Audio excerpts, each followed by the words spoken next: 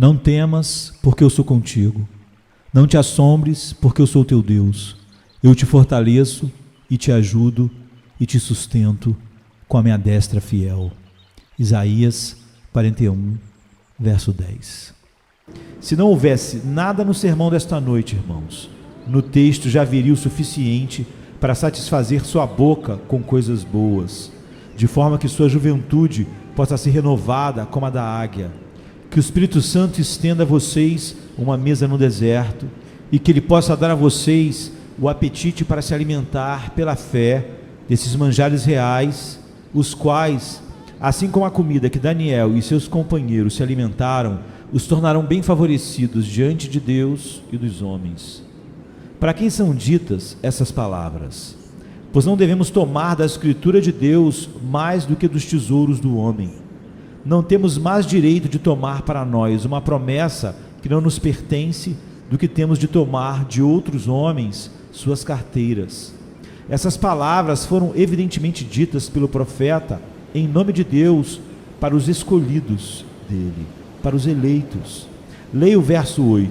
Mas tu, ó Israel, servo meu, tu, Jacó, a quem elegi, descendente de Abraão, meu amigo.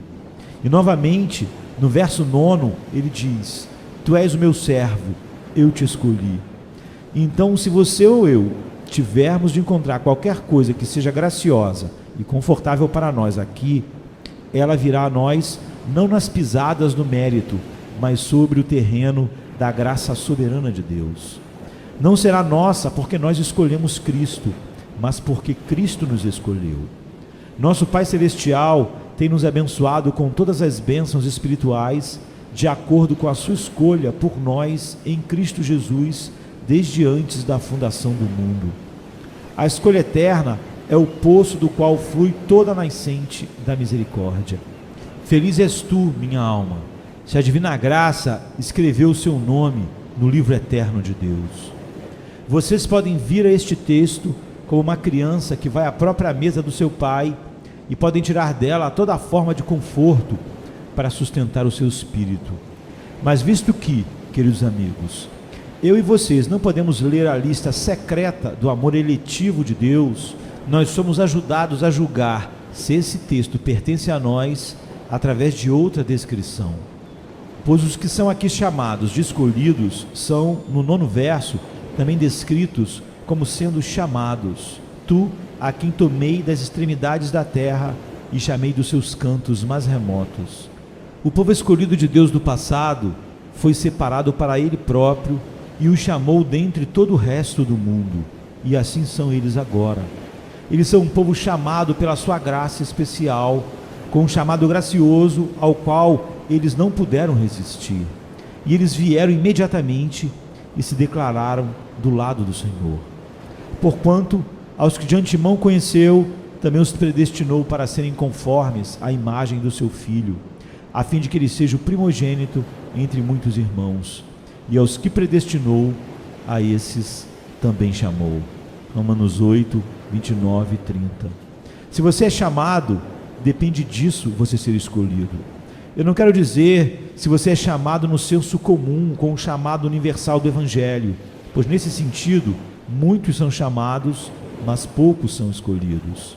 Mas eu quero dizer se você é efetivamente chamado, pessoalmente chamado, chamado pelo Espírito Santo, chamado como Maria foi quando Jesus disse a ela: Maria, e essa voz graciosa atravessou a sua alma e ela respondeu dizendo a ele: Mestre, você já foi chamado ao ponto de abandonar tudo por Cristo, ou está disposto a fazer isso?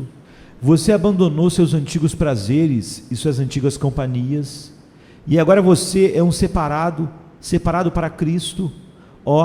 Se isso aconteceu, não deixe que nada o impeça de aproveitar as riquezas do meu texto, pois cada frase confortável dele pertence a você.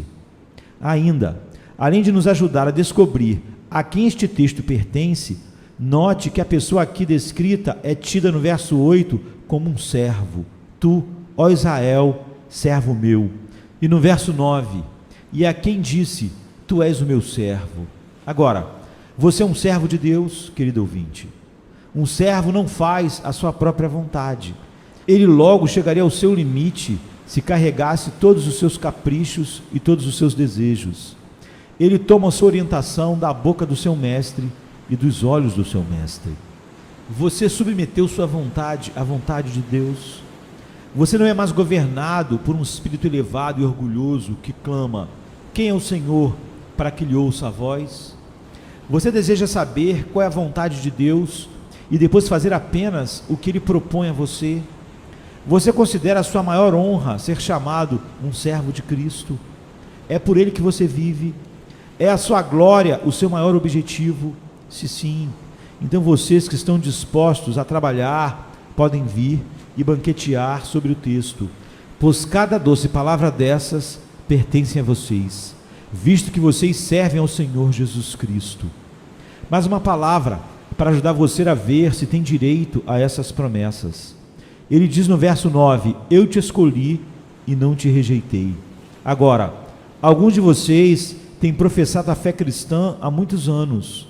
Alguns dos mais jovens dentre nós estamos em sua casa há 20 anos. E isso é tanto tempo quanto fomos batizados em nome de Cristo. Certamente, meus irmãos, nós sentimos que, a julgar pelo rigor da lei, merecemos ser condenados. E ainda, estamos debaixo da graça, fomos preservados pela salvação do Senhor até agora.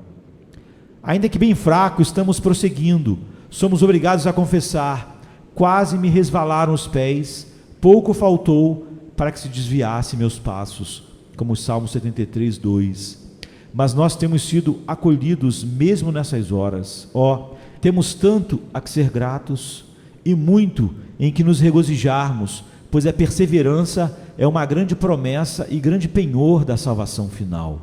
Ao vencedor, a coroa da vida. E a nós, como temos visto até agora, pertencem as promessas do texto. Ele que guardou vocês, meus irmãos e irmãs, até essa hora, propõe agora que vocês venham e olhem para a melhor parte desse armário e tirem suas joias e as usem, pois todas elas são todas suas para lhes cobrir, para que vocês adornem cada vez mais a sua doutrina. Em uma palavra, o texto pertence aos escolhidos de Deus, aqueles que são dele por terem sido separados do mundo, que são distinguidos pelo seu serviço prático a Deus e que permanecem neste serviço. E pela graça de Deus vão continuar nele até o final, pois ele os mantém em seu poder infinito. Vamos agora ao texto. Eu vou ler novamente: não temas, porque eu sou contigo. Não te assombres, porque eu sou teu Deus. Eu te fortaleço e te ajudo e te sustento com a minha destra fiel. Aqui está em primeiro lugar uma doença muito natural, o medo. Aqui está em segundo lugar um comando contra o medo: não temas. E há em terceiro lugar a promessa de Deus em nos ajudar a superá-lo. E essa promessa é dada de 3 ou 4 maneiras para que nós possamos expulsar o medo com um chicote de várias correias. Primeiramente, nós somos lembrados de uma doença muito comum entre os bons homens: medo e desânimo. Essa doença do medo veio ao coração do homem junto com o pecado. Adão nunca teve medo de Deus até o dia em que desobedeceu o seu mandamento.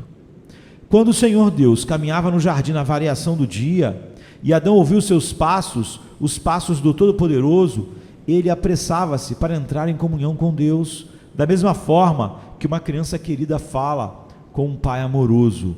Mas no momento em que ele tocou o fruto proibido, ele correu e se escondeu. E quando Deus disse: onde estás, Adão? Adão foi todo encolhido e trêmulo, pois ele estava com medo de Deus. É o pecado e a consciência do pecado que nos faz a todos covardes. Apesar de ele que nos fez ser um fogo consumidor, e nós devêssemos sempre ter um temor santo dele, o medo que causa a escravidão não teria nunca vindo ao nosso espírito se nós não tivéssemos, antes de tudo, transgredido a sua lei. O pecado é a mãe do medo que nos atormenta. Irmãos, o medo permanece nos homens bons, porque o pecado permanece neles. Se eles tivessem atingido a perfeição do amor, isso expulsaria o medo, pois o medo traz tormento. Mas uma vez que a carne ainda está neles, e os desejos ainda se esforçam para comandar, até o mais santo do povo de Deus fica às vezes aflito com o escárnio do filho da escrava. Ele foi banido, pois ele nunca poderá ser herdeiro com a natureza da livre. Na medida em que a divina graça cresce e aumenta em poder, o medo diminui. E quando o pecado é cortado pela raiz e tem seus ramos tirados, então nem dúvida nem medo irão nos maltratar novamente. Tira-nos dessas casas de barro. De uma vez nos livrará de todo o pecado que nos habita, e nosso espírito irá buscar a Deus como as faíscas procuram o sol. Mas até então, desde que por motivo de fraqueza o pecado prevaleça às vezes, o medo também prevalece, e nós somos tristemente humilhados. O medo, vindo com o pecado, sendo sustentado por ele, logo encontra alimento com o qual vai viver. Deixe que o fiel olhe para dentro de si, e meus irmãos, ele só precisa fazer isso por um momento para encontrar razões abundantes para se ter medo. Ah, diz o medo, enquanto ele olha para dentro do coração ainda propenso a vaguear: eu não vou seguir o meu caminho. Ah, diz o medo, enquanto ele olha para o pecado: eu vou tropeçar, eu não vou perseverar até o fim. A graça está ali, é verdade, mas o medo cega a melhor natureza e fixa seu olhar somente no corpo dessa morte.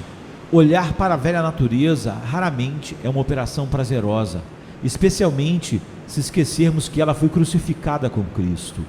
Eu suponho que, se qualquer um de nós pudesse ver o seu próprio coração da maneira como ele realmente é, ele enlouqueceria. Mas a fé olha para todas as ruínas da queda e acredita que o sangue de Cristo trará a vitória.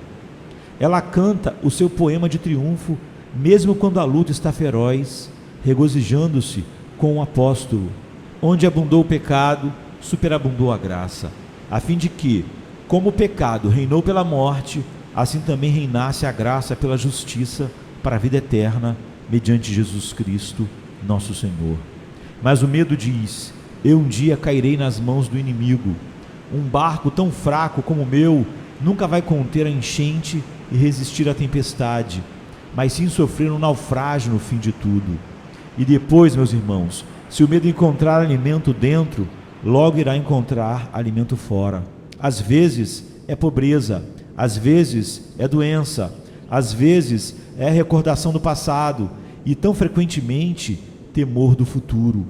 Até aqueles que têm fé em Deus podem ocasionalmente ser fracos o bastante para ter medo e desanimarem diante de circunstâncias comuns, às quais deveriam ser indiferentes ou deveriam superar por meio da fé. Pessoas esmorecidas podem encontrar motivos para ter medo onde eles não existem. Certas pessoas são habilidosas na pesarosa capacidade de inventar problemas. Se o Senhor não as mandou nenhuma provação, elas criam uma para si mesmas. Elas têm uma pequena fábrica de problemas em casa e elas sentam e usam sua imaginação para meditar no terror. Elas tecem um saco e juntam cinzas. Elas sabem que vão falir. Teve um pequeno prejuízo em seus negócios na semana passada. Elas acreditam que logo estarão velhos demais para o trabalho. É verdade, eles estão mais velhos do que há um mês atrás. Eles têm certeza de que vão morrer no hospício. É claro que eles vão morrer em algum lugar. Eles têm certeza sobre essa coisa terrível e por isso se afligem de acordo. Nenhuma dessas coisas lhe aconteceu ainda. E no julgamento dos outros, elas estão mais longe de acontecer agora do que jamais estiveram. Mas elas ainda convertem suas suspeitas em realidades e torturam a si mesmas com elas, apesar de serem apenas fantasia. É muito triste rebaixar-nos a isto. Como dizem os versos: porventura, poderiam as pequenas nuvens finas dessa vida passageira apagar a luz do amor imutável? Poderiam as névoas sem substâncias dos cuidados terrenais ocultar dos santos os montes eternos, dos quais seu rápido socorro deve descender? A vergonha e o pecado mais fundamental que os herdeiros do céu, enriquecidos com toda a plenitude do Senhor, devemos temer, vaporizar e desgastar suas almas com sonhos infantis de males que nunca virão. Ouvindo, devem vir carregados de bens, pois Deus opera todas as coisas para o bem daqueles que Ele escolheu e chamou, como diz Paulo em Romanos. Em certos casos, o hábito de ter medo alcançou um crescimento monstruoso. Realmente, eu conheço algumas pessoas que pensam que a coisa certa a fazer é sempre ter medo e desconfiam de um homem que tem uma fé forte. Eles até chamam a certeza presunção e se assombram que alguém possa ter confiança em Deus. Mas se ao menos eles soubessem, há mais presunção na incredulidade do que pode haver na fé. É uma presunção grosseira por parte de uma criança desacreditar nas palavras do seu pai. Não há nenhuma presunção na confiança de uma criança naquilo que o seu pai diz. Ela está apenas cumprindo o seu dever. Para mim, aceitar as promessas puras de um Deus fiel e a despeito da minha indignidade, ainda assim acreditar nelas é humildade. Mas para eu tomar essas promessas dos lábios do meu pai e começar a contestá-la e questioná-la, nada melhor que o orgulho tentando esconder a sua nudez com a mais fina gaze de modéstia fingida. Afastem-se, eu rogo-vos, da incredulidade que imita a humildade e busquem essa fé inabalável, a qual é a verdadeira mansidão aos olhos de Deus. Eu digo a vocês, senhores, eu preferiria que vocês fossem ao céu rastejando de quatro, com nenhuma canção em suas bocas, do que ir para o inferno presumindo e orgulhosos. É melhor ser um cordeiro de perna quebrada no coração de Cristo do que ser o mais forte bode no rebanho de Satanás. Deus nos livre de sermos fortes e poderosos em nós mesmos, mas ao mesmo tempo há vários mares ligados ao medo e cada filho de Deus deveria estar em guarda para expulsá-los. Em todo caso, muito pode ser feito despertando-nos e clamar ao forte a força para superar nossas descrenças. A tristeza não precisa ser perpétua em nós e ela nunca reinará em nós. Eu sei que dizem que algumas plantas de Deus crescem melhor nas sombras. Eu acredito que elas conseguem crescer um pouco lá, mas eu gostaria de testá-las um pouco sob a luz do sol e ver se elas não cresceriam melhor dessa forma do que o seu melhor já tenha sido até agora. Há flores preciosas da graça, as quais são regadas constantemente pelas lágrimas do sofrimento, mas parece-me que o orvalho da consolação alcançaria este propósito da mesma forma ou mais. Que o Senhor possa visitá-las e trazê-las para fora da terrível cova e do terrível lodo. Que elas tenham bom ânimo, pois o Senhor diz a elas: não temas, não te assombres. Que se relembre, antes de terminarmos este ponto, que até os mais fortes dos servos de Deus estão sujeitos ao medo. Davi era um homem muito forte e ele derrubou Golias, mas nós lemos que em uma ocasião, quando ele estava na batalha, ficando Davi muito fatigado, então às vezes os mais dignos dos heróis do Senhor têm seus momentos de fraqueza. Nós costumávamos falar do nosso Duque de Ferro, e havia um homem nas Escrituras que era um profeta de ferro, e este era Elias, o tesbita. E ainda assim, ele se assentou debaixo do zimbro e clamou: basta, toma agora, ó Senhor, a minha alma, pois não sou melhor do que meus pais. Os melhores dos homens são apenas homens no melhor das hipóteses, e os mais fortes dos homens são fracos, se a mão poderosa de Deus é afastada por um tempo. Alguns dos meus queridos amigos vão ocasionalmente me dizer: nós sofremos com dúvidas, medos e problemas dos quais você não faz ideia. Eles supõem que seu pastor e outras pessoas que eles amam e respeitam nunca experimentam suas enfermidades. Eu gostaria que fosse assim. Temos algo melhor para falar do que das nossas próprias tolices.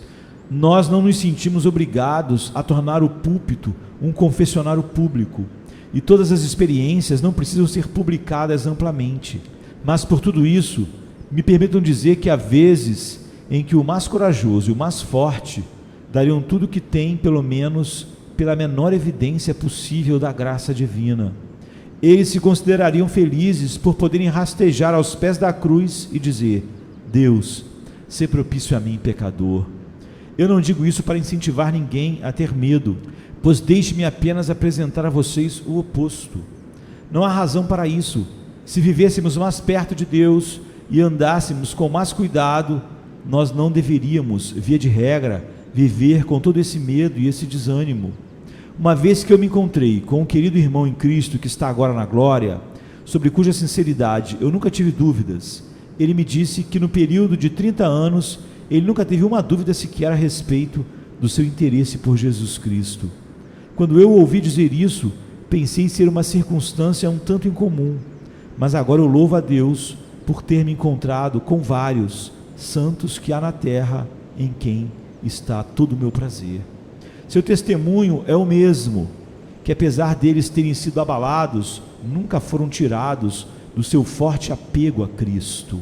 Embora eles possam ter tido alguns momentos de vacilo, ainda assim, eles nunca ficaram desanimados a ponto de questionarem sua parte em Jesus e a sua alegria nele.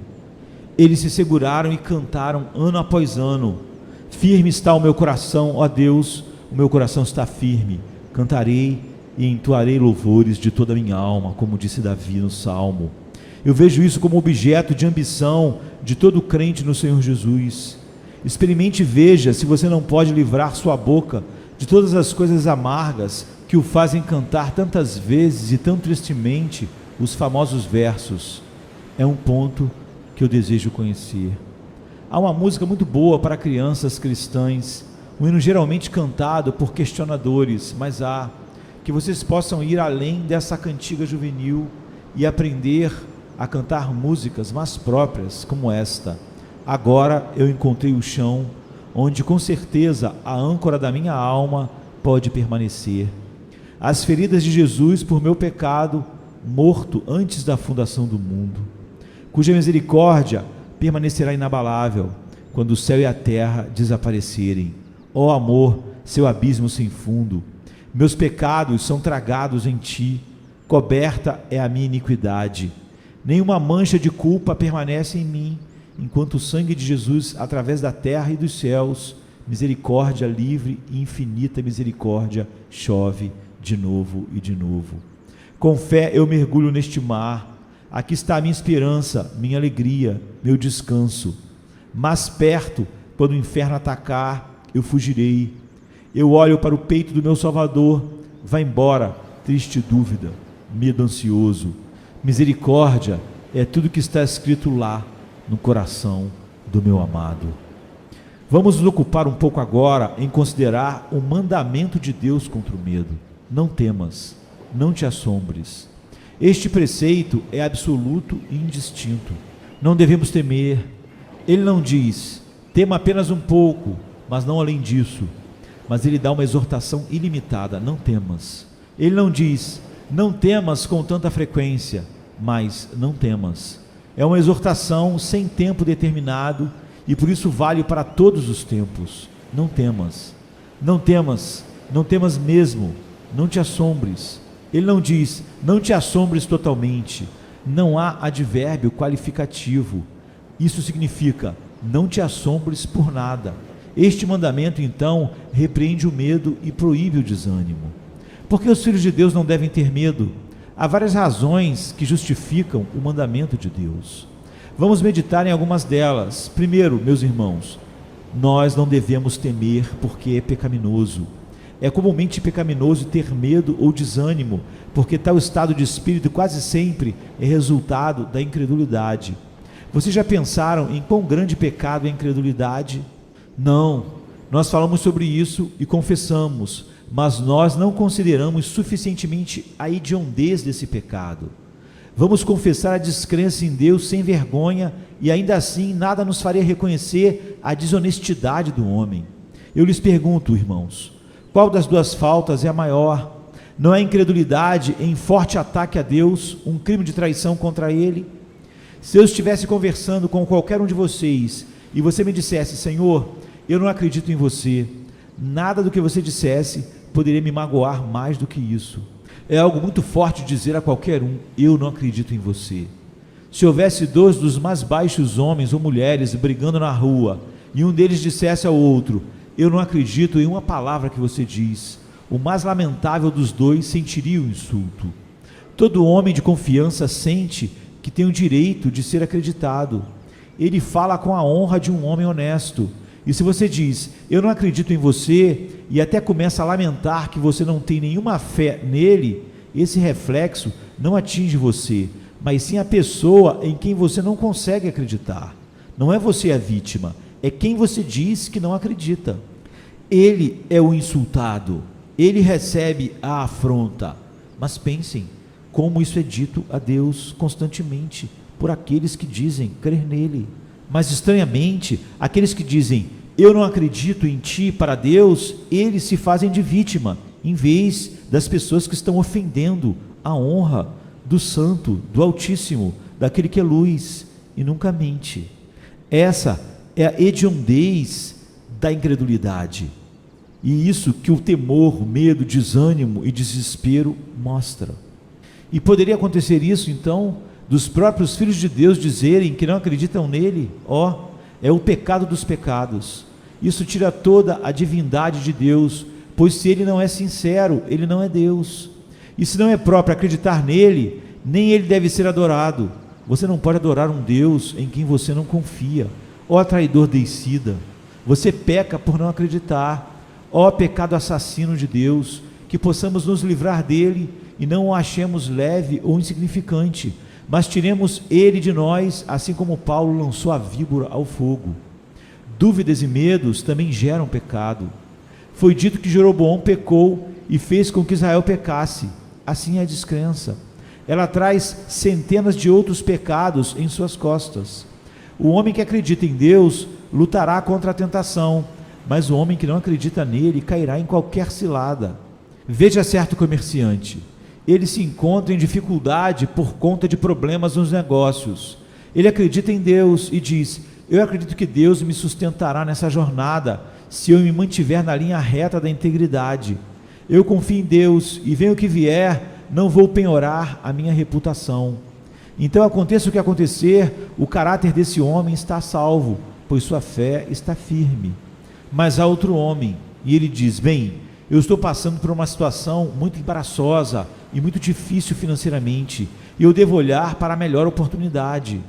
Não tenho certeza se Deus está comigo, tenho que me ajudar, pois eu provavelmente posso me arruinar. Esse homem está com medo e ansioso. Esse homem vai se prender a um desses atalhos dos negócios, através dos quais os homens ganham dinheiro. Não preciso dizer a vocês o que esses atalhos são, pois eu me atrevo a dizer que a maioria de vocês os conhece, seja por usá-los vocês mesmos ou sendo utilizados contra vocês. Eles são parte e uma parcela da arte de roubar dinheiro dos outros, sem que sejam presos como ladrões. Bem, ele avalia para ele mesmo um desses esquemas. É claro que ele faz isso. Ele que não tem nenhuma fé, garante-se de ter muita habilidade. Ele que não consegue confiar em Deus, logo começa a confiar no diabo. E ele que começa a confiar no diabo, encontra-se na lama. A fé é o que segura o homem, da mesma forma que uma grande âncora segura um navio quando batem os grandes ventos.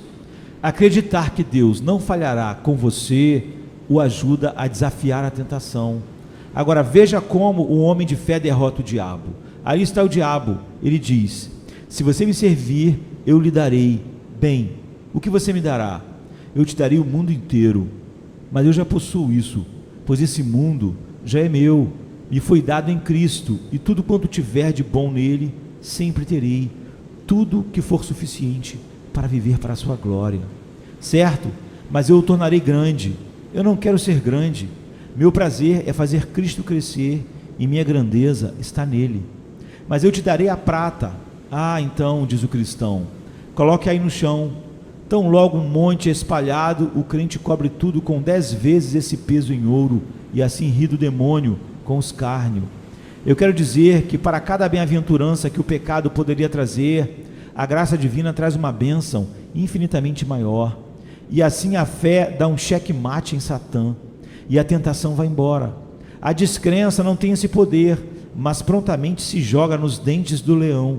Portanto, não temam, senão que na hora da provação vocês sejam vencidos com tentações e corram para o pecado. Não temam, mais uma vez, pois isso machuca vocês. Nada pode te enfraquecer tanto Nada pode te deixar tão infeliz quanto ser uma pessoa desconfiada, temerosa e ansiosa. Isso já é pecado, e isso te leva a lugares ainda piores. E isso não é pouca coisa, pois a alegria cristã é fruto do Espírito, e quem a faz definhar está roubando o Senhor da glória. Não está escrito: regozijai-vos sempre? O medo enfraquece a influência do crente, e isso prejudica os outros. Convertidos não são trazidos a Cristo por cristãos que não creem e nem descansam em Deus. É a fé que ganha almas. Deixe-me dar um exemplo disso. Há uma boa mulher ali que perdeu o seu filho, seu único filho. Quando seu marido viu o querido filho morrer, ele ficou excessivamente furioso com Deus e disse várias coisas duras e amargas, mas sua mulher não. Ela amou a criança tão ternamente quanto o pai o fez, mas ela deitou-se e disse: o Senhor o deu e o Senhor tomou. Bendito seja o nome do Senhor. Mulher de bem, seu marido não disse nada, mas ele notou a diferença entre ele e você. E quem poderá dizer que bons resultados virão a seguir? Agora, se um cristão professo, passando por uma provação, age exatamente como um mundano, o homem do mundo toma o lugar e diz: não há nada no cristianismo nem no evangelho. Mas se no tempo da dificuldade, da aflição, da perda, a fé do homem cristão o deixa feliz, resignado, contente com a vontade do Senhor, ora, até as mais grosseiras das mentes ímpias veio o poder da graça divina.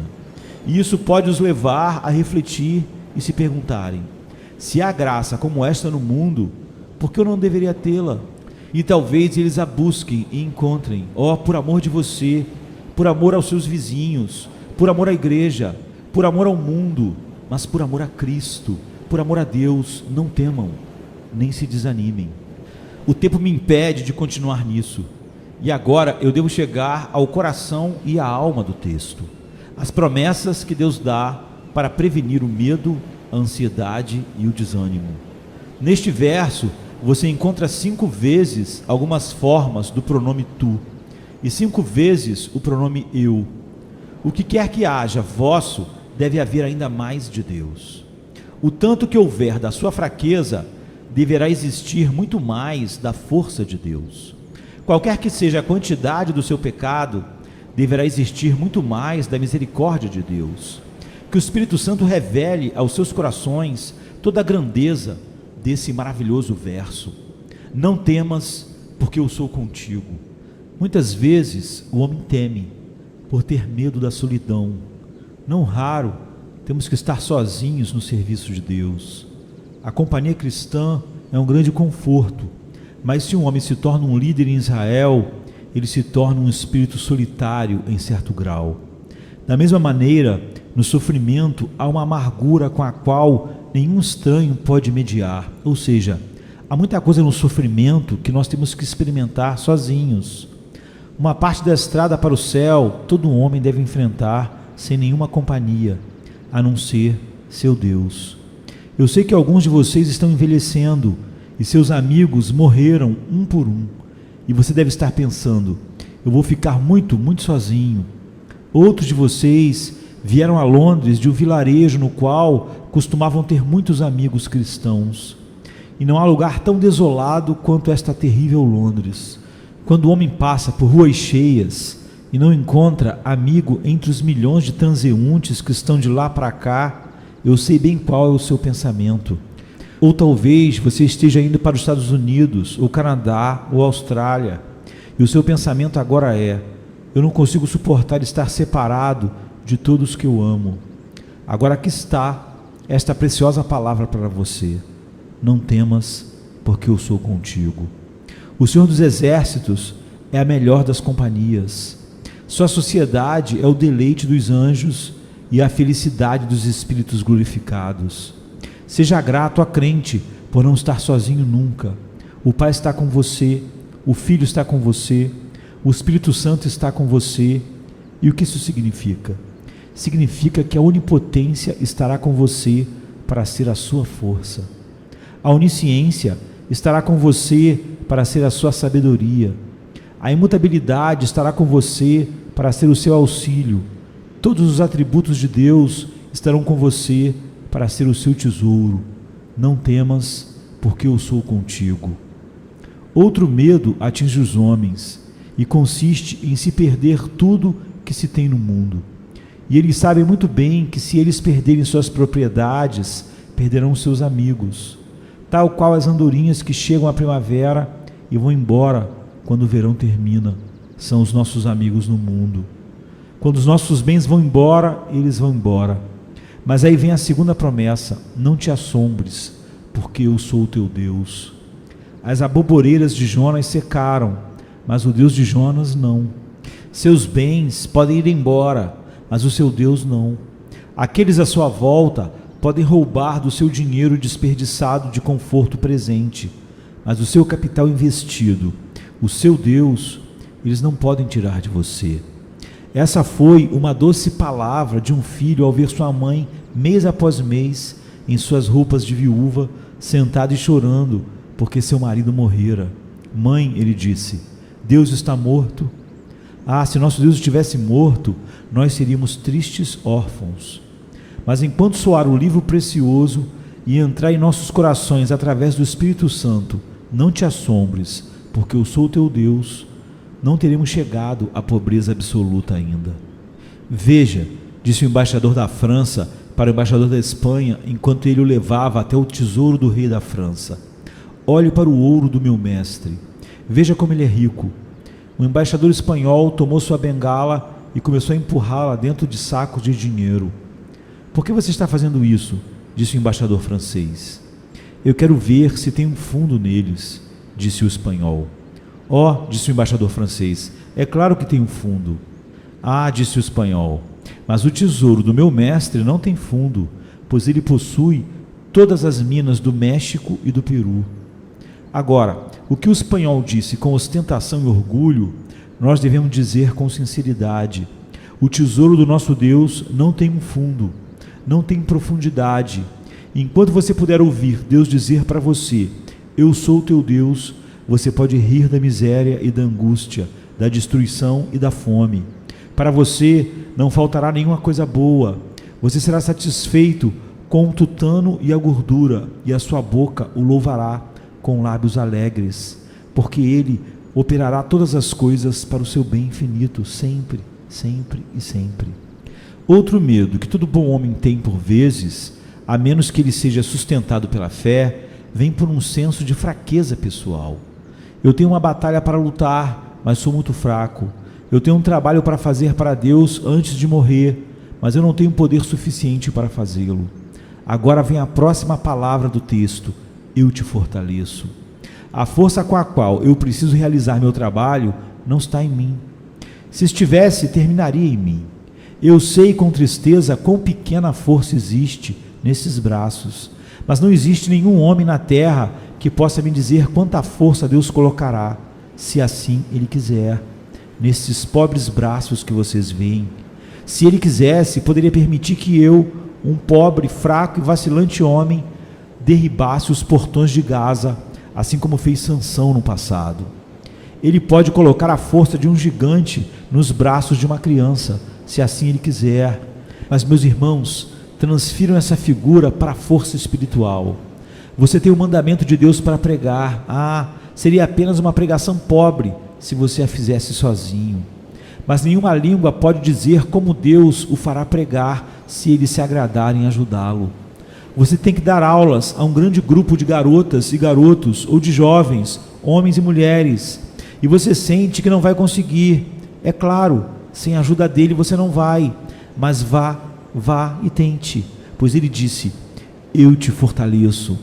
Havia um arbusto no deserto, nada demais para se ver, nada a não ser um arbusto, mas como ele brilhou com o esplendor quando Deus veio até ele, e ele entrou em chamas, e ainda assim não foi consumido. Deus fez Moisés ver sua glória naquela sarça, naquele dia. Deus pode vir a você, meu irmão, e a você, minha irmã, e fazer você brilhar em glória como um arbusto em Horebe. Ele pode tornar você tão forte que poderá suportar qualquer coisa. Ele tem feito isso até agora. Se alguém tivesse dito a você, anos atrás, que você teria passado pelos seus últimos problemas, você poderia ter dito, eu nunca poderia suportar isso, mas você suportou. A sua descrença teria dito: esta será a minha morte. Mas essa não foi a tua morte.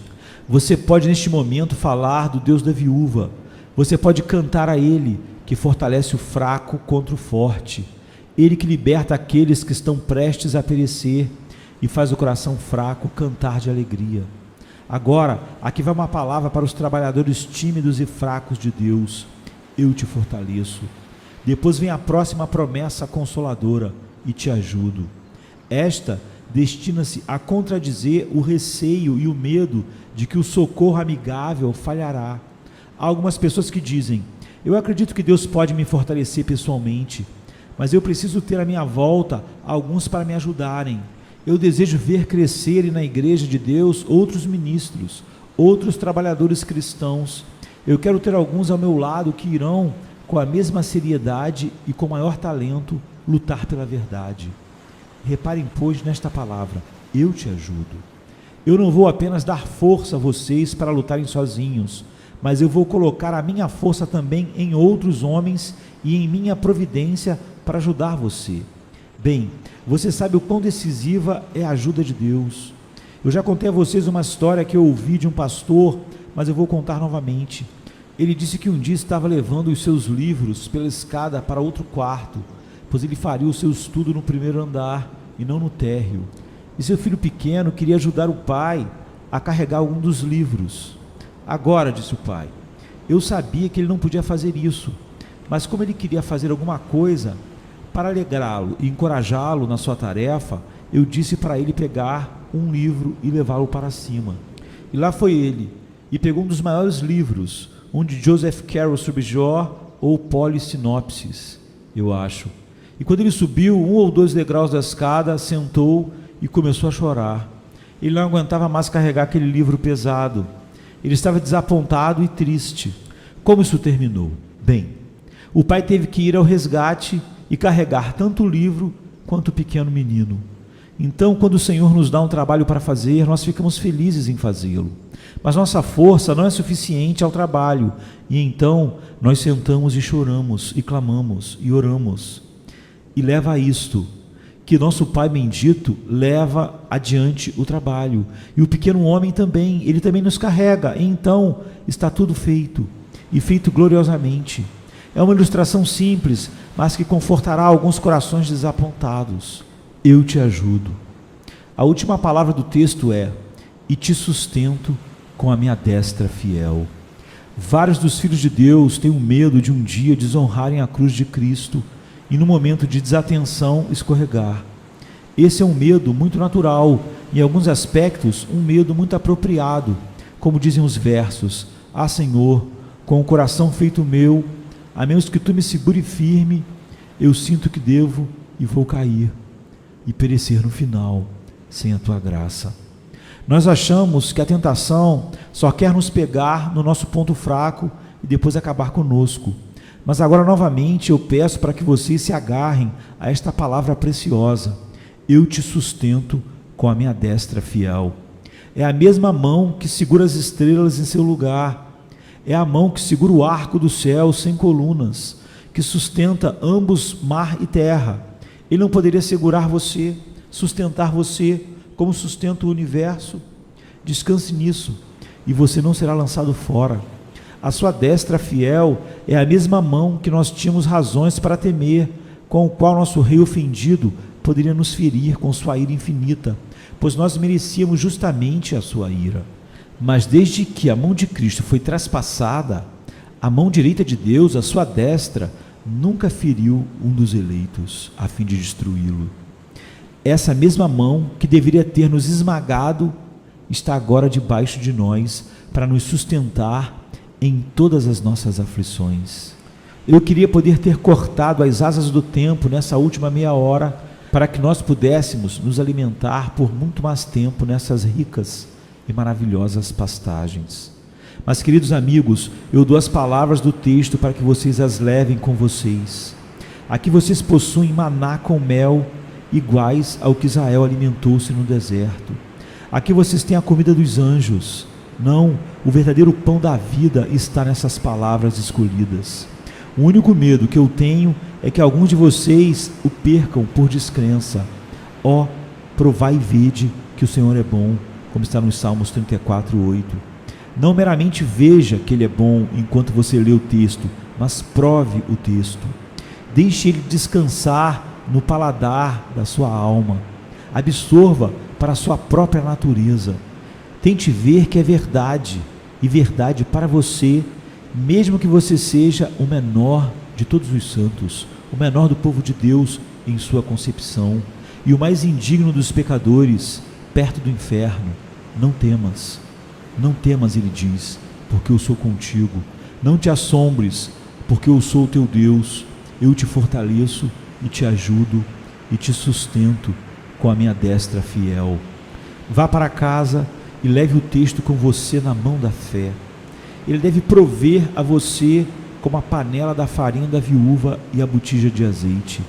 Ele nunca falhará com você, e chegará o dia em que o Senhor o levará desta terra de famintos para comer pão em seu reino com o seu querido filho. Meu coração chora em pensar que este texto não pertence a alguns de vocês, porque vocês não pertencem a Cristo. Ó, meu querido amigo, como eu desejo que você um dia tenha a promessa da aliança para si mesmo. Se você acreditar de todo o coração, você terá. Confie em Jesus Cristo e as promessas serão suas. Se o Espírito Santo te trouxer eficazmente, é porque Deus te deu o seu Filho na eternidade. Eu tentei pregar o sacrifício pelo pecado do meu mestre nesta manhã. Eu agora dei a vocês uma das mais doces frutas que cresce da árvore amarga a qual o segurou a cruz. Ó, venha para a árvore da cruz e olhe para os seus sofrimentos e descanse nele. E depois, quando você houver sentado debaixo dela com grande prazer, que esse texto, que é uma das frutas dessa árvore, seja doce ao seu paladar. Que o Senhor os abençoe em nome de Jesus. Não temas, porque eu sou contigo. Não te assombres, porque eu sou o teu Deus. Eu te fortaleço e te ajudo e te sustento com a minha destra fiel. Isaías 41:10. Amém, queridos. Amém. Come to me, you weary one, and I will give you rest.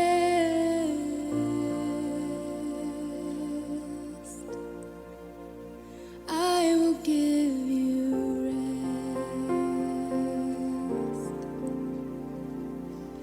Come to me, you weary ones,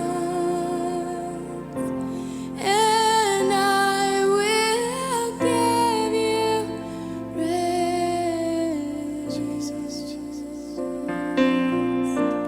I will give you rest.